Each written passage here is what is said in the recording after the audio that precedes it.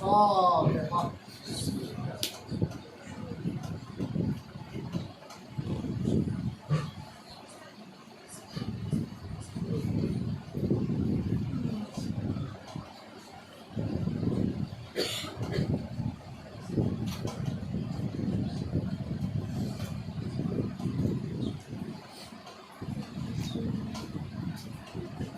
أعوذ بالله من الشيطان الرجيم. بسم الله الرحمن الرحيم. الحمد لله رب العالمين، والصلاة والسلام على أشرف الأنبياء والمرسلين، وسيد العربي والعجم وذكر الحسن والحسين أبي القاسم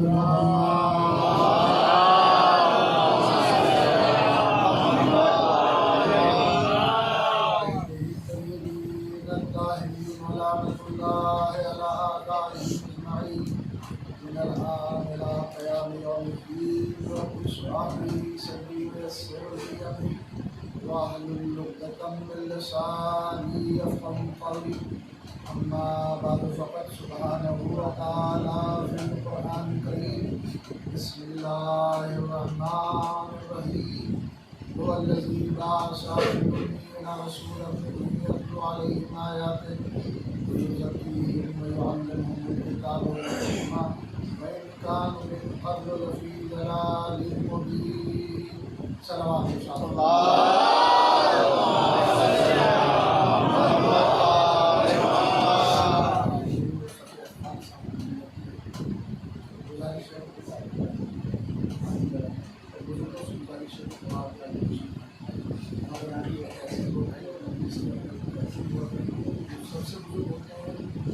سب سے آگے جاتے ہیں جوان طبقہ ہوتا ہے، بچے ہوتے ہیں، ایک روز بزرگوں کے درمیان بچے کو اس سے مجلس کا ماحول بھی ہوتا ہے. اس لیے کہ اگر آپ صفحہ اول میں کسی نابالغ کو کھڑا کر دیں گے تو پھر وہ اتصال جماعت نہیں رہے گا. صلوات پڑھیں محمد.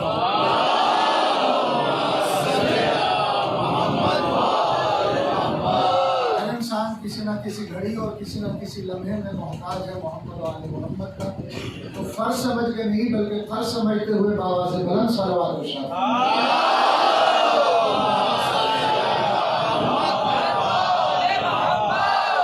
یہی میں کبھی کبھی جملہ کہتا ہوں کہ عموماً ہوتا یہ ہے کہ ذاکر مجمع کو جلاتا ہے، لیکن میرے 3 دن سے مسلسل سفر ہے. کل میں بارہمنکی میں تھا اور صبح میں رات میں کانپور اور صبح میں دہلی پہنچا تو شراب بھی مس ہو گئی. تو پھر دوڑتا ہوا اور اسی طریقے سے میں چنڈی گڑھ پہنچا ہوں. تو یہ بہتر ہوا کہ تاخیر سے پہنچا تو بابا نے رحمت کا نزول بھی ہو جائے. تو اگر میں پہلے پہنچ جاتا تو بارش ہوتی رہتی اور چند لوگوں میں صحبت تمام ہو جاتی. تو مولا جو بھی کرتے ہیں وہ بہتر کرتے ہیں. اور ایک جملہ ہے اسے ہمیشہ یاد رکھیے گا. اگر آپ کا کوئی کام نہیں ہو رہا ہے، کسی کام میں آپ کی تاخیر ہو رہی ہے، تو یاد رکھیے گا کہ تاخیر میں خیر ہوتی ہے. صلوات پڑھیں محمد علیہ.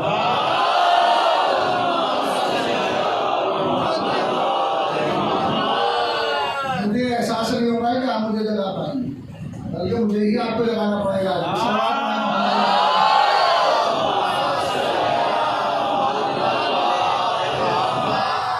عامر بھائی کبھی نہیں سوتے ہیں، لیکن ان کے بھی چہرے پہ آئے لال بھی جو ہے وہ آسان نہ جا رہے ہیں. آواز بلند صلوات ارشاد فرمائیں.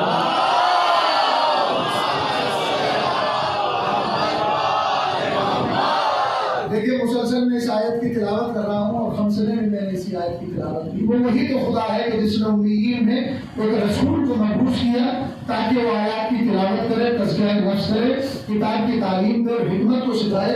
اب سے پہلے یہ سب کے سب بھولی ہوئی گمراہی میں تھے. یعنی رسول جو اس دنیا میں تشریف لائے وہ چند مقاصد کے تحت تشریف لائے. 4 مقصد زندگی تو اس آیت میں بیان ہوا، لیکن ایک اہم ترین مقصد نبی تھا جو اس آیت میں بیان نہیں ہوا، بلکہ اس ایک مقصد کے لیے پوری آیت نازل ہوئی. یا ایھا الرسول بلغ ما انزل الیک من ربک وان لم تفعل فما بلغت رسالۃ واللہ یعصمک من الناس. اے میرے حبیب، آخری مقصد مقصد ابھی تو آپ کی زندگی کا رہ گیا ہے، اور اگر اس مقصد کو آپ نے پائے تکمیل تک نہیں پہنچایا تو کوئی بھی کار رسالت انجام نہیں دیا۔ آپ نے جتنی بھی تبلیغ کی، جتنے بھی احکام پہنچائے، جتنی بھی شریعت پہنچائی، جتنی بھی قرآن کی آیتیں رسول پہنچائے، جتنی بھی محنتیں کی، جتنی مشقتیں برداشت کی، اگر علی کی ولایت کو غدیر میں نہیں پہنچایا تو کچھ نہیں پہنچایا۔ پھر رسول نے بھی دونوں ہاتھوں میں بلند کرنے کے بعد کہا تھا من کنت مولا ہو فہذا علی مولا، من کنت مولا ہو فہذا علی مولا۔ عزیزان گرامی، اگر آپ کسی مقصد کو پائے تکمیل تک پہنچانا چاہتے ہیں اور آپ اپنے مقصد میں کامیاب ہونا چاہتے ہیں تو مقصد میں کامیاب ہونے کے لیے دو چیزوں کا ہونا ضروری ہے۔ ایک طاقت کا ہونا ضروری، ایک دولت کا ہونا ضروری۔ تو رسول کا بھی ایک مقصد تھا نا، رسول کا بھی تو ایک مشن تھا نا۔ تو رسول کا مقصد تھا اسلام کو پھیلانا، شریعت کو عام کرنا، اللہ کے احکام کو نافذ کرنا، قولوا لا الہ الا اللہ تفلحوا کے نعرے کو بلند کرنا، محمد رسول اللہ کا پیغام پہنچانا، عقیدہ عدل سے لے کر عقیدہ امامت و قیامت لوگوں کے درمیان بیان کرنا، پوری شریعت کو پہنچا دینا۔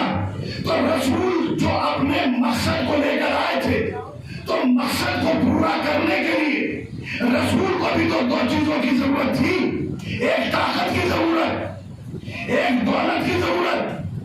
اللہ نے کہا میرا حبیب گھبرانا نہیں، وَالشُّعَاءَ وَاللَّيْلِ إِذَا سَجَىٰ مَا وَدَّعَكَ رَبُّكَ وَمَا قَلَىٰ وَلَلْآخِرَةُ خَيْرٌ لَكَ مِنَ الْأُولَىٰ وَلَسَوْفَ يُؤْتِيكَ رَبُّكَ فَتَرْضَىٰ أَلَمْ يَجِدْكَ يَتِيمًا فَآوَىٰ وَوَجَدَكَ ضَالًّا فَهَدَىٰ وَوَجَدَكَ عَائِلًا فَأَغْنَىٰ فَأَمَّا الْيَتِيمَ فَلَا تَقْهَرْ وَأَمَّا السَّائِلَ فَلَا تَنْهَرْ وَأَمَّا بِنِعْمَتِ رَبِّكَ فَحَدِّثْ۔ اے میرے محمد، آپ کو بھی دو چیزوں کی ضرورت ہے، ایک طاقت کی ضرورت ہے، ایک دولت کی ضرورت ہے۔ گھبرانا نہیں۔ اگر طاقت کی ضرورت ہے تو کیا ہم نے ابو طالب کے طاقتور بازو آپ کو نہیں دیے؟ سورہ زحا میں پروردگار عالم کہہ رہا ہے اے میرے حبیب، اپنے آپ کو کمزور تصور نہ کرنا۔ کیا ہم نے ابو طالب کے طاقتور بازوؤں کے ذریعے سے آپ کی قوت کو نہیں بڑھایا؟ ارے حبیب، اپنے آپ کو دم دست بھی نہ سمجھنا، دولت کی ضرورت ہے نا، تو کیا ہم نے مالے خدیجہ کے ذریعے تمہیں غنی نہیں کیا؟ اس کا مطلب یہ ہوا کہ رسول کو دو چیزوں کی ضرورت تھی، ایک طاقت کی ضرورت، ایک دولت کی ضرورت۔ طاقت کا مسئلہ آیا تو ابو طالب، دولت کا مسئلہ آیا تو خدیجہ، لیکن ابھی تو رسول پیغام اسلام لے کے آئے تھے، ابھی تو دولت بھی ابو طالب کی، طاقت بھی ابو طالب کی۔ بھائی رسول جو پیغام لے کر آئے، جو دعوت اسلام دی، وہ کہاں سے دی؟ جواب دیجیے، آپ نے میرے ساتھ مجلس پڑھی ہے، کس کے گھر سے؟ اسلام کس کا؟ اللہ کا۔ قرآن کس کا؟ اللہ کا۔ نبی کس کے؟ اللہ کے۔ نمازیں کس کے لیے؟ روزے کس کے لیے؟ حج کس کے لیے؟ پوری شریعت جو آئے گی وہ کس کی ہے؟ دین کس کا ہے؟ تو جب اسلام اللہ کا، نبی اللہ کا، قرآن اللہ کا، شریعت اللہ کی، تو پیغام اسلام بیت المقدس سے دیا جانا چاہیے تھا۔ یہ ابو طالب کے گھر کا انتخاب کیوں ہوا؟ یہ ابو طالب کے گھر کا انتخاب کیوں ہوا؟ اگر رسول مکے سے فلسطین کا سفر نہیں کر سکتے تھے تو خانہ کعبہ کی چھت پہ بلند ہو کر تبلیغ اسلام کر دیتے، نعرہ بلند کرتے، قولوا لا الہ الا اللہ تفلحوا، جو لا الہ الا اللہ کہے گا وہ فلاح پائے گا۔ لیکن ہم نے دیکھا نہ بیت المقدس سے اعلان ہوا، نہ خانہ کعبہ سے اعلان ہوا۔ پروردگار عالم نے اگر کسی گھر کا انتخاب کیا تو وہ ابو طالب کے گھر کا انتخاب کیا۔ یہ ابو طالب کے گھر کا انتخاب کیوں ہو رہا ہے؟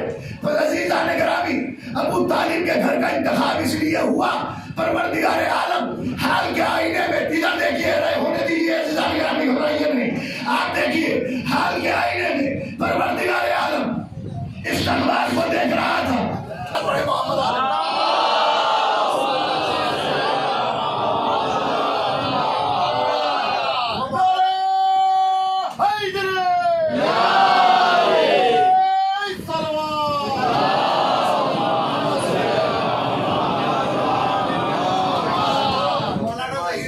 بتا دیا تھا کہ اس مجلس کا ایک معجزہ یہ بھی ہے کہ 5-10 منٹ کے بعد جو ہے وہ مائک جواب دے دیتا ہے، اور جب مشینری جواب دے دے تو یہ سمجھ لیجئے کہ آمد معصوم ہو چکی ہے۔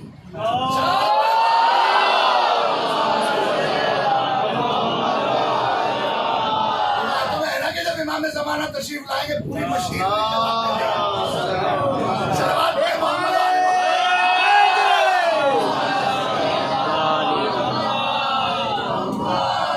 ادھر آپ متوجہ رہیے گا، مجلس سنیے، آج آپ میں بھی موڈ میں آ گیا ہوں آپ کو سنانے۔ بھائی گھر کا انتخاب کس کا ہوا؟ جواب دیجیے، ایسے کام نہیں چلے گا جی، زور سے بولیے، شرما کے نہیں بولیے۔ ہمارے معصومین نے اور ہمارے اہل بیت نے ہمیں کسی مقام پہ شرمندہ نہیں کیا ہے الحمدللہ، کہ ہم نام لیتے ہوئے شرم محسوس کریں، فخر سے کہتے ہیں۔ کس کے گھر کا انتخاب کیا؟ جناب ابو طالب کے گھر کا انتخاب کیا۔ انتخاب ہوا سرکار ابو طالب کے گھر کا، ہونا تو یہ چاہیے تھا کہ اللہ کے گھر سے تبلیغ۔ صلوات پڑھیں محمد ہونا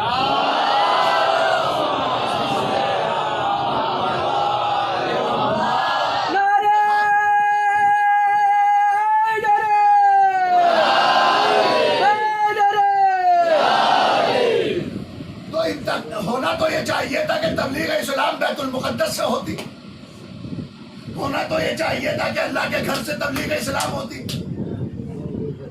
لیکن کمال ہو گیا نہیں صاحب، انتخاب ہوا حضرت ابو طالب کے گھر کا۔ کس کے گھر کا؟ سرکار ابو طالب کے گھر کا۔ قدرت نے اہتمام کیوں کیا اس میں تبلیغ اسلام کا؟ سوال ہے، اپنے گھر سے کراتا، دین تیرا، شریعت تیری، احکام تیرے، قرآن تیری کتاب، تو جب سب کا سب کچھ تیرا ہے تو تبلیغ بھی تو تیرے گھر سے ہونی چاہیے تھی۔ بیت المقدس سے کراتا یا خانہ کعبہ سے کراتا؟ نہ بیت المقدس سے اعلان توحید بلند ہوا، نہ خانہ کعبہ سے اعلان توحید بلند ہوا۔ اعلان توحید بلند ہوا تو کس جگہ سے ہوا؟ ابو طالب کے گھر سے۔ پروردگار عالم نے حضرت ابو طالب کے گھر کا اہتمام کیوں کیا اور انتخاب کیوں کیا؟ اہتمام دعوت اول اسلام کیوں کیا؟ وجہ کیا ہے؟ یعنی پروردگار حال کے آئینے میں استقبال کو دیکھ رہا تھا کہ آنے والے زمانے میں کچھ لوگ آئیں گے جو کہیں گے محمد علیہ محمد۔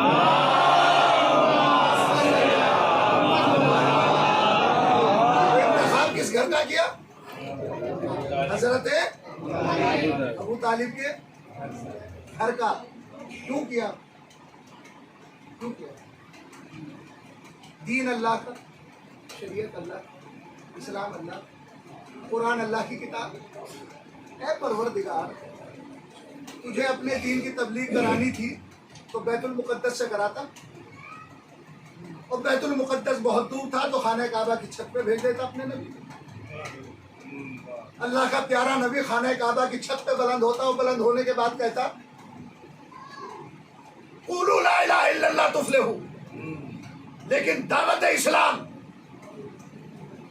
نہ بیت المقدس سے دی گئی، دعوت اسلام نہ خانہ کعبہ سے دی گئی۔ پہلی دعوت اسلام جو دی گئی وہ ابو طالب کے گھر سے دی گئی۔ یہ اللہ نے انتخاب کیوں کیا؟ اس لیے کیا کہ پروردگار حال کے آئینے میں استقبال کو جانتا تھا کہ آنے والے زمانے میں کچھ لوگ ایمان ابو طالب کے حوالے سے گفتگو کریں گے۔ پروردگار عالم ابو طالب کے گھر سے پیغام اسلام پہنچا کر بتا رہا تھا کہ جو عظمت میرے گھر کی ہے وہی عظمت ابو طالب کے گھر کی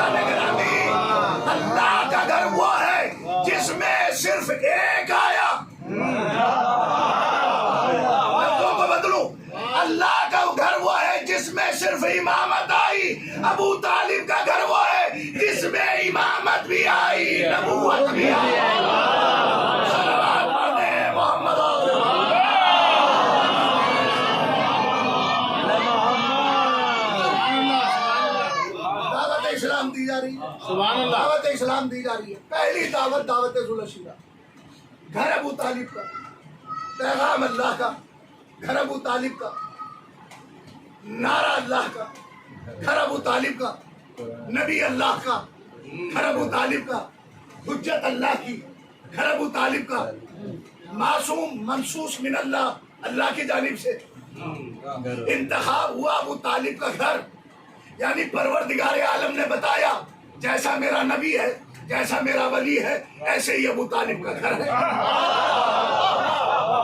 ہم اپنے نبی اور امام کو کسی نجس جگہ پر نہیں بیچتے ہیں, اس لیے کہ وہ دوسروں کے گھر ہیں.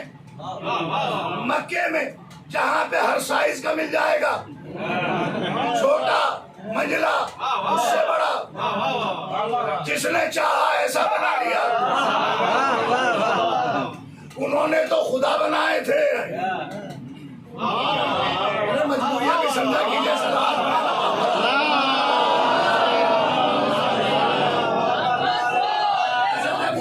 گھر کا انتخاب ہو رہا ہے, تبلیغ اسلام کی جا رہی ہے, اور تبلیغ اسلام میں دعوت کس نے دی؟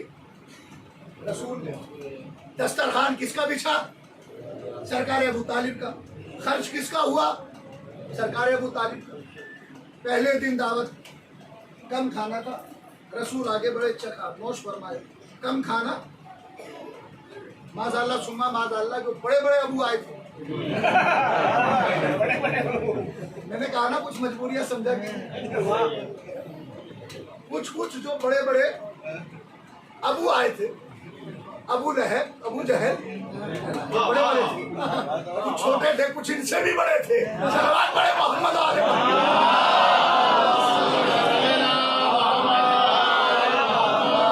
ابو آئے تھے, انہوں نے کھایا اور رسول پہ الزام لگایا, ماذا اللہ سما ماذا اللہ, تم نے نہیں دیکھا رسول جادوگر ہے, کم کھانے کو زیادہ کر دیا. اس کا مطلب یہ ہوا کہ کافروں کی عادت یہ ہے کہ وہ معجزے کو جادو بتاتے ہیں. یعنی معجزے کو جادو بتانا یہ کافروں کی پرانی عادت ہے, چاہے پہلے زمانے کا محمد ہو یا کسی بھی زمانے کا محمد ہو. اس کے معجزے کو جادو بتانا یہ کافروں کی عادت ہے. کم کھانا زیادہ ہو رہا ہے, کم کھانا زیادہ ہو رہا ہے. عزیزان گرامی, ہمیں دعا مانگنی چاہیے, پروردگار ہماری رزق میں برکت کی دعا کیا گئی, برکت عطا فرمائے. آپ نے نہیں دیکھے بیچارے مولانا ہوتے ہیں, کتنی مختصر سی تنخواہ ہے, اس میں وہ خوش بھی ہیں, خوشحال بھی ہیں, بچوں کی فیس بھی ہے, خرچے بھی ہیں, مہمانداری بھی آپ سے زیادہ ہوتی ہے, مہمان زیادہ, اور اسی میں اللہ اللہ کر رہے ہیں, وہ خوش ہیں. اور میرے بعض دوست ہیں جو لاکھوں کروڑوں کما رہے ہیں اور آخر میں پھر رو رہے ہیں.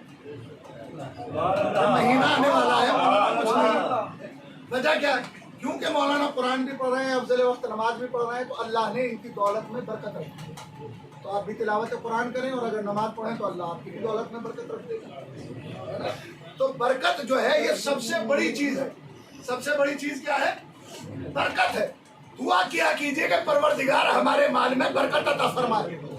کائنات میں کوئی برکت نہیں دیتا ہے, واحد در در حسین ہے جہاں پہ برکتیں بنتی ہیں اور برکتیں تقسیم ہوتی ہیں. تبرک برکت ہی کا تو نام ہے. عزیزان گرامی, صلوات پڑھ رہے محمد علیہ, صلوات پڑھے محمد علیہ.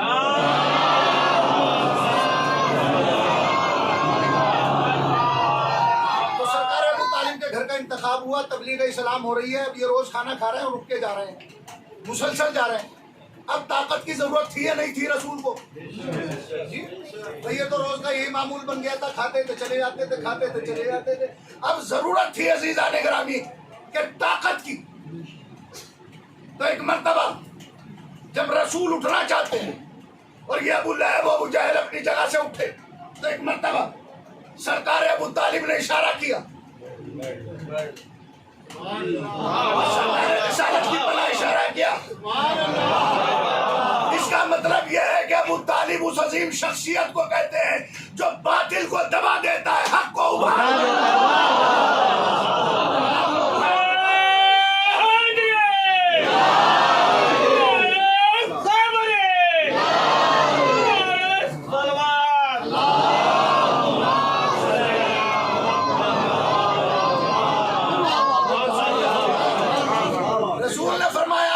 میری نصرت کا وعدہ کون کرے گا؟ جو بھی میری مدد کا وعدہ کرے گا وہ میرا جانشین ہوگا، میرا خلیفہ ہوگا، میرا وزیر ہوگا۔ پورے مجمع میں ایک نوجوان شہزادہ بلند ہوا، اس نے بلند ہونے کے بعد کہا یا رسول اللہ میں آپ کی نصرت کا وعدہ کرتا ہوں۔ یہ کون تھا؟ یہ ابو طالب کا شریف خون علی ابن ابی طالب تھا۔ رسول اللہ نے فرمایا اے علی آج سے تم میرے جانشین بھی ہو، میرے وزیر بھی ہو، میرے خلیفہ بھی ہو، میری طرف سے منتخب میرے وصی بھی ہو۔ اسلام کی پہلی دعوت دعوت ذو العشیرہ، اسلام کی پہلی دعوت دعوت ذو العشیرہ، اسلام کی سب سے آخری مجلس میدان غدیر، اسلام کی پہلی دعوت دعوت ذو العشیرہ، اسلام کی آخری دعوت دعوت غدیر۔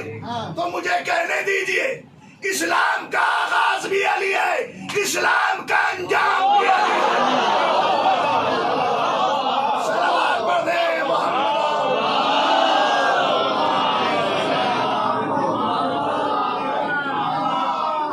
اسلام کا آغاز بھی علی، اسلام کا انجام بھی علی، یعنی ابتدا بھی علی، انتہا بھی علی۔ ابو طالب کے گھر سے دعوت اسلام دی گئی، قولوا لا الہ الا اللہ تفلحوا کا نعرہ بلند ہوا، پوری کائنات پہ چھا گیا۔ اب بائیکاٹ ہونا شروع ہوا، لوگ آئے سرکار ابو طالب کی خدمت میں، اے ابو طالب اپنے بھتیجے محمد سے کہیں کہ اسلام کی تبلیغ سے باز آ جائیں۔ تو سرکار ابو طالب نے فرمایا یہ کافر کہتے ہیں، یہ کافر کہتے ہیں کہ آپ اسلام کی تبلیغ سے باز آ جائیں، اپنے خاندان کی حسین ترین بیٹی سے آپ عقد کرائیں گے، دولت دیں گے، حکومت دیں گے، چاہو حشم دیں گے، دنیا کی دولت قدموں میں ڈال دیں گے۔ تو رسول اللہ نے کیا فرمایا؟ اگر یہ کفار چچا جان میرے ایک ہاتھ پہ چاند ایک ہاتھ پہ سورج رکھ دے تو میں تبلیغ اسلام سے باز نہیں آؤں گا۔ آپ نے غور نہیں فرمایا، اللہ کو اپنے حبیب کی ادا اتنی پسند آئی تو کہا تو صحیح ہے کہ چاند بھی تمہارے تابع ہوگا، سورج بھی تمہارے تابع ہوگا۔ تم اشارہ کرو گے تو چاند دو حصوں میں تقسیم ہو جائے گا، تمہارا وسیع اشارہ کرے گا تو سورج پلٹ جائے گا۔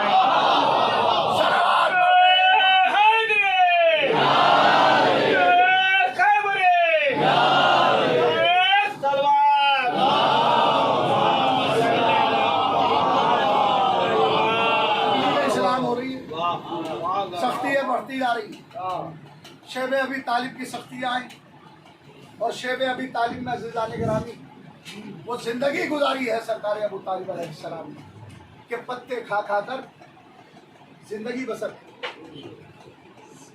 دنیا جو اسلام لائی وہ مال غنیمت کی وجہ سے لائی، لیکن سرکار ابو طالب اور اولاد ابو طالب وہ ہے کہ جس نے پتے کھا کھا کر نبی کی بھی حفاظت کی اور اسلام کی بھی حفاظت کی۔ تو اسلام کی رگوں میں سرکار ابو طالب ہی کا تو خون دوڑ رہا ہے، چاہے وہ علی کی صورت میں ہو، چاہے وہ حسن کی صورت میں ہو، چاہے وہ حسین کی صورت میں ہو، چاہے وہ عباس کی صورت میں ہو، چاہے وہ علی اکبر کی صورت میں ہو، چاہے وہ علی اصغر کی صورت میں ہو، چاہے وہ ابن محمد کی صورت میں ہو، چاہے وہ قاسم کی صورت میں ہو، پورے کا پورا خون ابو طالب ہے۔ اور کسی ایک عظیم مورخ نے بڑا قیامت کا جملہ لکھا ہے کہ اگر پوری دنیا نسل ابو طالب میں ہوتی تو کائنات میں کوئی بزدل نہ ہوتا۔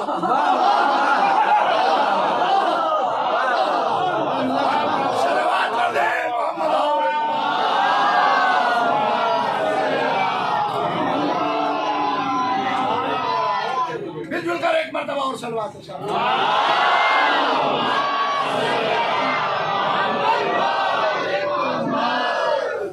میرے ذہن میں نہیں ہے چیز میں نے یہاں پر کبھی پڑھی ہے یا نہیں پڑھی ہے۔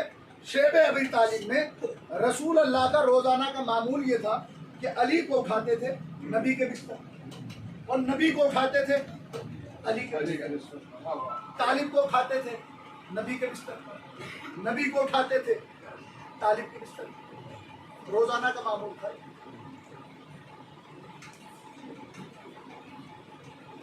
آپ نے غور کیا جنگ احد میں جب مسلمان بھاگنے لگے تو کافروں نے دوبارہ حملہ کیا اور رسول اللہ کو گھیر لیا گیا، تو رسول اللہ نے یا علی کہا تو مدد کے لیے آ گئے۔ احد کی بات کر رہا ہوں، اور رسول کی نصرت، رسول نے اپنی پوری زندگی میں کبھی تلوار نہیں چلائی۔ لشکر نے جب چاروں طرف سے سرکار کو تنہا دیکھا اور انہیں گھیرا ہے تو حلقہ جیسے جیسے تنگ ہو رہا تھا، اللہ کا پیارا نبی ایسے ایسے مطمئن ہوتا جا رہا، چہرے پہ مسکراہٹ اور زیادہ بڑھتی جا رہی، کیونکہ معلوم تھا کہ نصیر موجود ہے۔ رسول نے اپنی پوری زندگی میں کبھی تلوار نہیں اٹھائی، تلوار نہ اٹھا کر بتایا کہ دیکھو اسلام تلوار سے نہیں، محمد و آل محمد کے کردار سے۔ فضا میں اچانک ایک آواز گونجی کہ محمد قتل کر دیا، اب سب بھاگ کھڑے، جب محمد ہی نہیں رہے تو ہم یہاں رہ کے کیا کریں گے؟ لیکن علی وہیں پر ڈٹ گئے، کہا کہ جب نبی نہیں بچے تو پھر میں بچ کے کیا کروں گا؟ پھر دونوں کے نظریوں میں فرق دیکھیے، وہ چھوڑ کے بھاگ رہے تھے جب محمد نہ رہے تو میدان میں رہ کے کیا کریں گے، اور علی کہہ رہے تھے کہ جب اللہ کا پیارا نبی دنیا میں نہیں رہا تو میں دنیا میں رہ کے کیا کروں گا؟ علی کی تلوار اور زیادہ چمکی، اور جب علی کی تلوار چمکی اور تلوار چلتے چلتے محمد کے قریب آئی تو ایک مرتبہ علی نے اپنے دونوں ہاتھوں پہ محمد کو بلند کرنے کے بعد کہا، ہاذا محمد، محمد یہ ہے، محمد زندہ ہے نہ بھاگو، محمد زندہ ہے نہ بھاگو۔ جو وہاں بھاگ رہے تھے وہ آج بھی بھاگ رہے ہیں،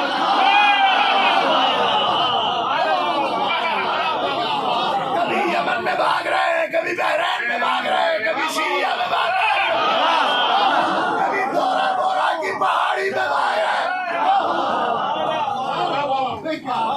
محمد یہ محمد ہے، اللہ کا پیارا نبی ہے، یہ زندہ ہے۔ شیطان نے فضا میں آواز بلند کی تھی، محمد مار دیے گئے۔ کمال ہے، شیطان کی آواز کو تو سن لیا، اللہ کے ولی کی آواز کو سن لیا۔ محمد یہ محمد ہے، یہ محمد زندہ ہے۔ هل جزاء الاحسان الا الاحسان، احسان کا بدلہ احسان ہے۔ کہا ہے میرے محمد اگر احد کے موقع پر علی نے تجھے دونوں ہاتھوں پر بلند کیا ہے تو صحیح، میدان غدیر میں ہم تیرے ہاتھوں پہ علی کو بلند کرنے لگے مولا ہو مولا علی۔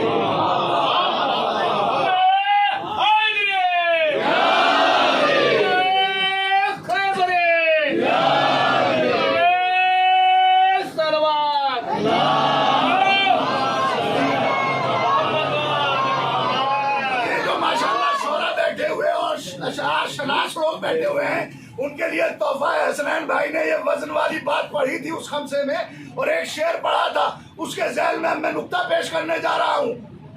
جب احد کے میدان میں امامت نے وزن نبوت کو سمجھا اور جانا وزن نبوت کیا ہے، اور میدان غدیر میں عامر بھائی امامت نے، میدان غدیر میں نبوت نے وزن امامت کو جانا، احد میں امامت نے وزن نبوت، غدیر میں نبوت نے وزن، لیکن ایک وقت میں وزن نبوت اور امامت کوئی نہیں جان پایا۔ کائنات میں صرف دو ذات ہیں، یا اللہ کی ذات یا ابو طالب کی ذات۔ محمد کو علی کے بستر میں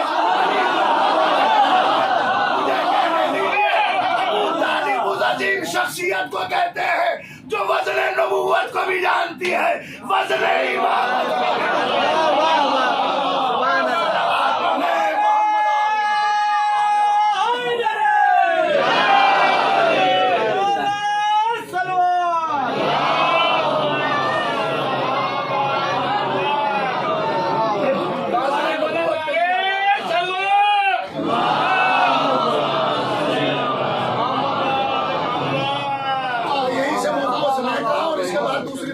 انشاءاللہ وہاں پر محالی میں سنیں گے، اسی سے مربوط کرتے ہیں اس موضوع کو انشاءاللہ دامن وقت میں اتنا گنجائش بھی نہیں ہے.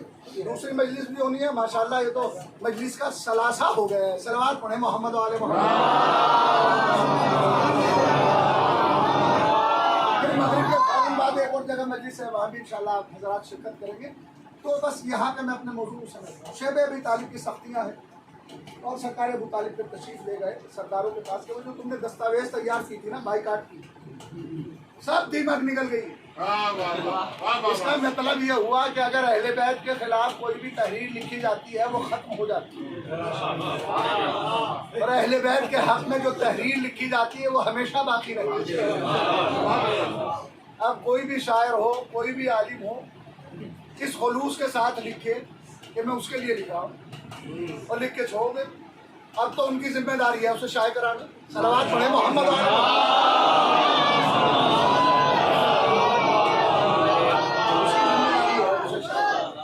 تاکہ وہ دستاویز سب کی سب کہا کہ اگر نہیں نکلی کہا کہ اپنے بھتیجے محمد کو تمہارے حوالے کر دوں.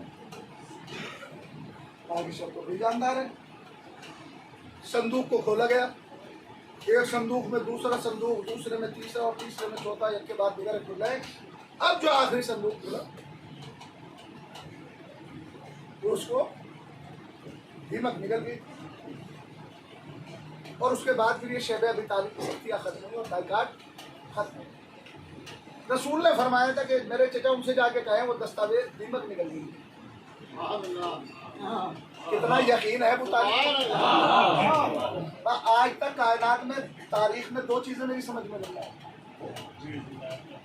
دو چیزیں، کتنی چیزیں؟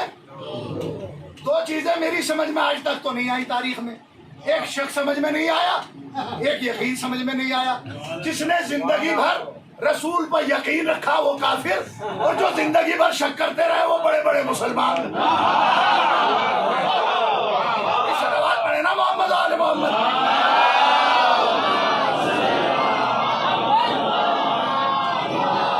قرآن میں ایسے ہی افراد کو منافق کہا.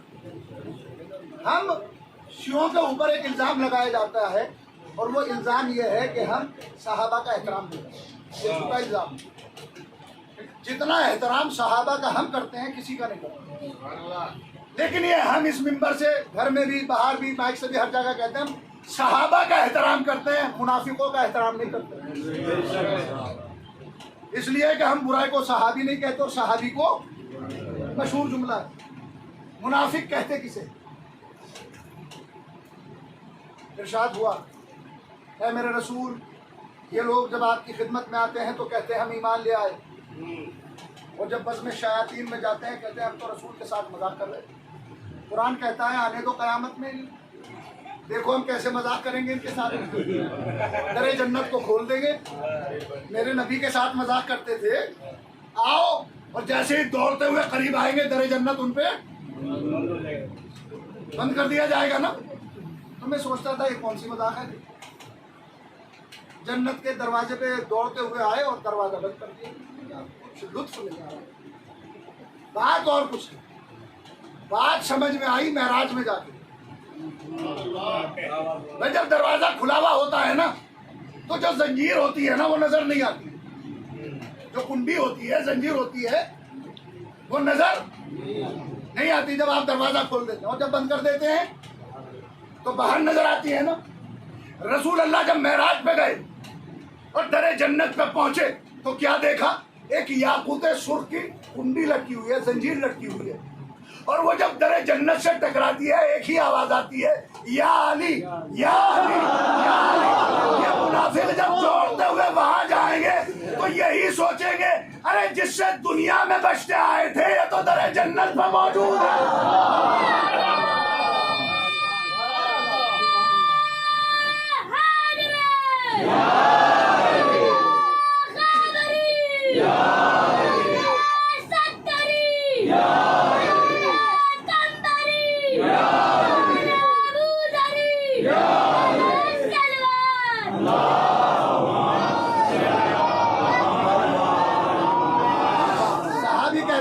صحابی کسے کہتے ہیں؟ صاحب بخاری نے لکھا ہے، امام بخاری علیہ الرحمہ، انہوں نے بخاری بڑے خلوص سے لکھی. पहले 2 रकात नमाज पढ़ते थे और फिर एक रिवायत को नकल करते, हदीस को नकल करते। तो आप पूछिए इसका मर्तबा क्या है? बाद कुरान बारी सही बुखारी, इसमें सही तरीन हदीसें कितनी है? 421 और टोटल हदीस कितनी है? 5000 से ज्यादा।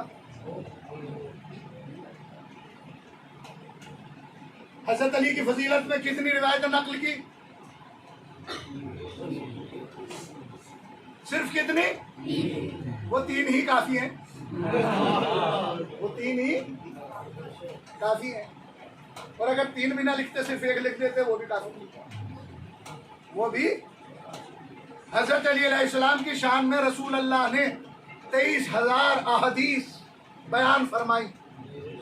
अब आप देखिए साहिब बुखारी जैसी अजीम शख्सियत उन 23,000 अहदीस में से 3 का इंतखाब किया तो कितनी अहम होगी? और इन 3 में से एक सबसे अहम है, कल मैं आलम उसे दूंगा।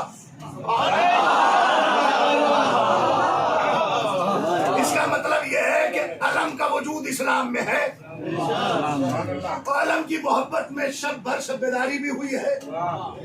अगले दिन अलम किसे दिया? कर्रारन गैर फर्रारिन, यहाँ तक है, बाकी के जुमले नहीं लिखे, लेकिन इतना ही काफी है। कर्रार भी लिखा, गैर फर्रार भी लिखा, साहिब लिवा भी लिखा, साहिब अलम भी लिखा, और ये भी लिखा कि खैबर का वाकया कोई फर्जी वाकया नहीं है, हकीकी वाकया है। सलवात पढ़े ना मोहम्मद।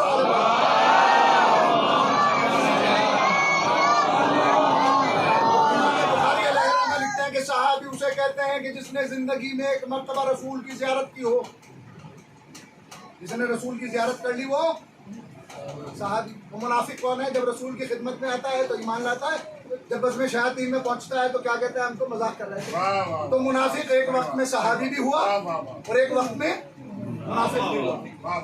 हम उन सहाबियों का एहतराम करते हैं जो मुखलिस सहाबा है, उनकी जूतियां हमारे सरों का ताज, उनकी नालैन पाक के ज़र्रात हमारी आंखों के लिए सुरमा है।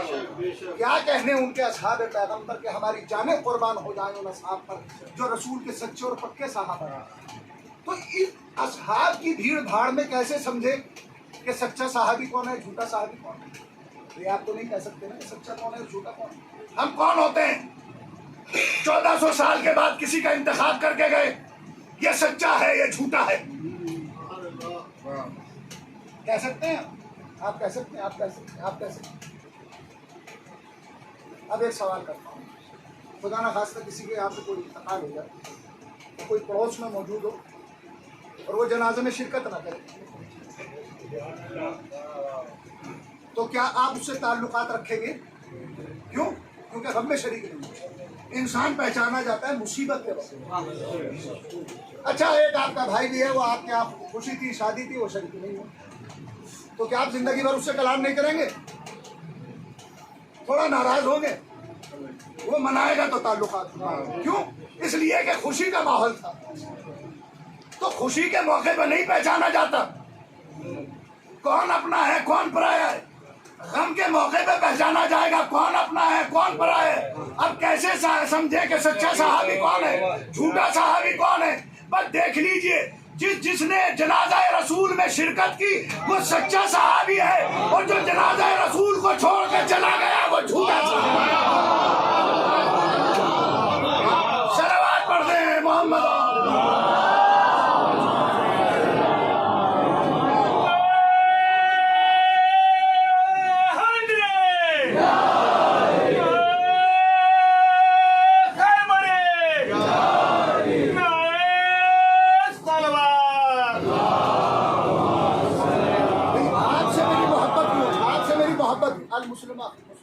मुसलमान का भाई, आपस में इत्तेहाद होना चाहिए, भाईचारे हो। क्यों? मुसलमान मुसलमान का भाई है। तो मुसलमान जो मुसलमान का भाई है किसकी निस्बत से? रसूल की निस्बत से। किसकी निस्बत से? रसूल की निस्बत से। सहाबी किसकी निस्बत से है? रसूल की निस्बत से। तो जो जनाजा रसूल में ही शरीक ना हुआ हो, क्या वो सहाबी कहलाने के लायक है कि वो मदीने में भी हो और जनाजा रसूल में शिरकत भी ना करे? तो इसका मतलब ये हुआ कि रसूल की जात मेयार है, کہ جو جنازہ رسول میں شرکت کرے گا وہ سچا اور پکا ہے، اور جو جنازے کو چھوڑ کے چلا جائے گا وہ پکا اور سچا صحابی نہیں ہے۔ تو عزیزان گرامی، آج سے معیار معین کر لیجئے گا، ہم جو کچھ بھی لیتے ہیں وہ نبی سے لیتے ہیں۔ قرآن نبی سے لیا، شریعت نبی سے لی، اصحاب نبی سے لیے، مسلمان نبی سے لیے، بھائی نبی سے لیے، تو ہم امام اور خلیفہ بھی تو نبی سے لیں گے۔ صلوات پڑھ دیں محمد اور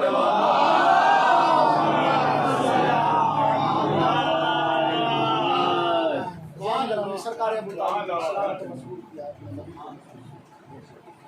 اور یہ زمانہ پورا شوق زمانہ، اس میں ہم کو ایک اور نیک ہونے دیے، ہم سب مسلمان ایک اور نیک ہو کر آپسی خلفشار کو دور کریں، اور آپس میں بھی ہم بالخصوص قومی اپنے دلوں میں گنجائش پیدا کریں، ایک دوسرے کے متعلق حسن ظن رکھیں، دلوں میں گنجائش رکھیں، برداشت کا مادہ ہمارے اندر ہونا چاہیے۔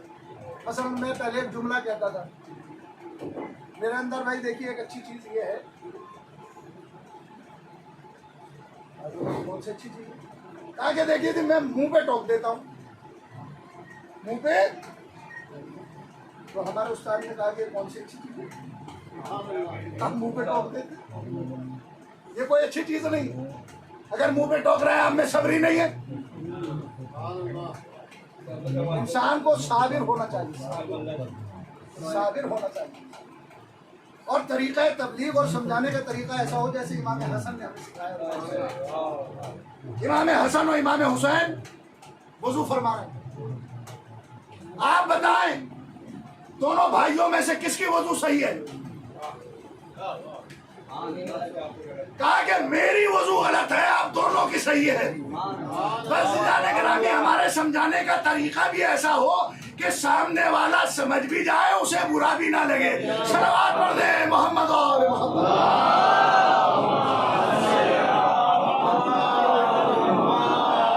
پروردگار عالم آپ سب کو اپنے حفظ میں رکھیں، امین ہاتھوں کو کسی کا محتاج قرار دے۔ پروردگار اس گھر پہ اپنی نعمت خاص، رحمت خاص نازل فرما، ان بچوں کو شاد آباد فرما، جو بھی یہاں پہ ماشاءاللہ ہمارے بھائی کے بچے ہیں ماشاءاللہ یہ ہیں، اور جتنے بھی بچے یہاں پہ پیشخانیاں کر رہے ہیں اور مرثیے اور سوز اور نوحوں کی تیاریاں کر رہے ہیں، پروردگار ان کی توفیقات دے، ان کی زبانوں کی گروہ کو کھول دے، انہیں قوت گویائی قوی عطا فرما، مولا کے چاہنے والے جہاں سے جان مال عزت و ناموس پروردگار آپ کو اپنے حفظ و امان میں رکھے۔ سرکار ابو طالب میں سے انسان گرامی، سرکار ابو طالب علیہ السلام جو ہے ایک جنہوں میں اسلام کی، اور جب سرکار ابو طالب نہ رہے تو اسلام سے کہا اسلام گھبرانا نہیں، اگر میں نہیں ہوں گا تو علی تیرے کام، علی آگے بڑھ، اسلام اگر میں نہ رہوں گا تو میرے لال حسن حسین، کربلا میں میرا ایک لال تیرے کام آیا، بازو کٹا کے دریا کے کنارے یہ عباس میں ابو طالب کی، کون ہے عباس؟ کربلا میں جسے سب سے زیادہ یاد کیا گیا وہ ہے علی اکبر کے سینے میں برچھی کی علی لگی، حسین نے عباس کو آواز دی، چلے تو دریا کا رخ کر کے عباس کو آواز دی، جب علی اکبر کے گلے میں تیرے سے شعبہ لگا اور تیر نکالنا چاہتے ہیں تو بھائی کی یاد آئی، اور جب حسین میدان کربلا میں سوار ہونا چاہتے ہیں اور کوئی سوار کرانے والا نہ تھا تو بھائی کی یاد آئی، عباس کو آواز دی، اور ایک وقت اور حسین کو عباس کی یاد آئی، وہ وقت تھا کہ جب حسین جنگ کر رہے تھے، جنگ کرتے کرتے دریا کے کنارے آئے، اے میرے شیر عباس ذرا اپنے بھائی کی جنگ تو دیکھو،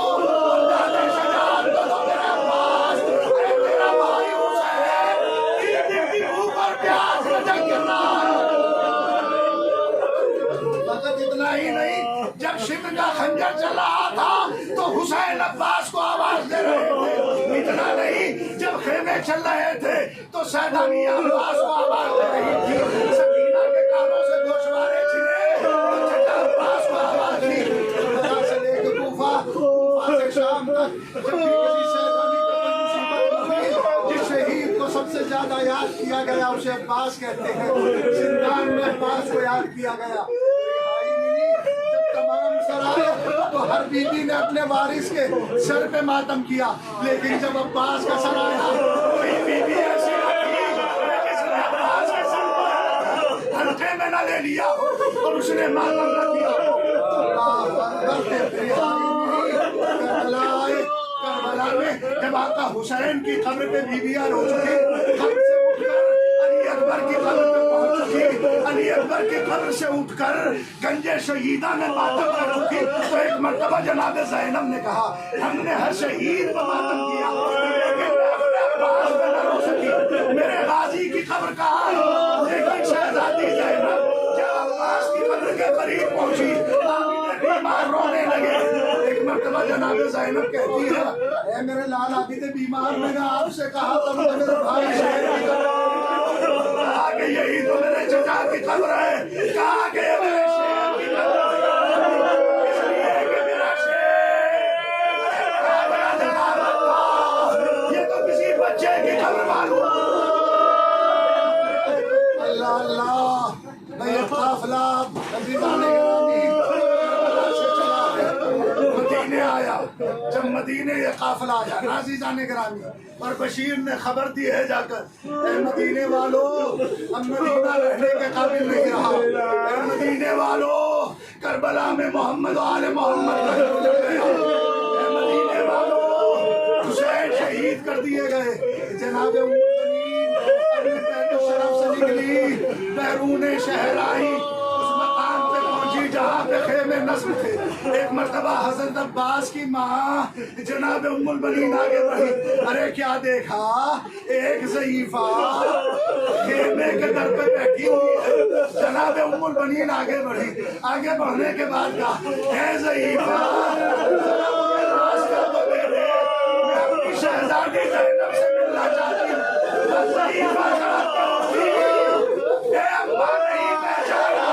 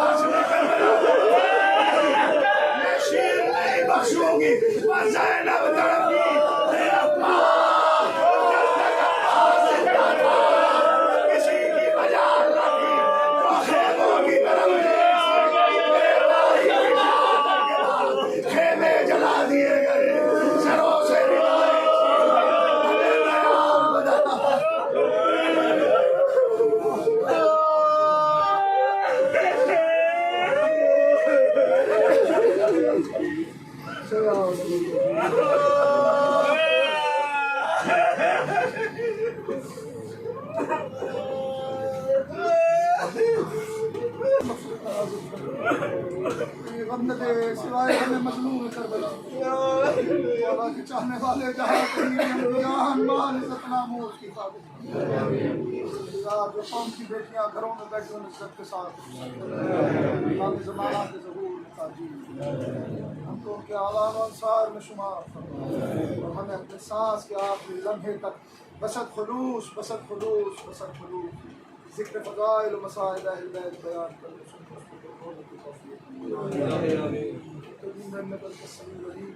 آپ حضرات سے گزارش ہے کہ ہم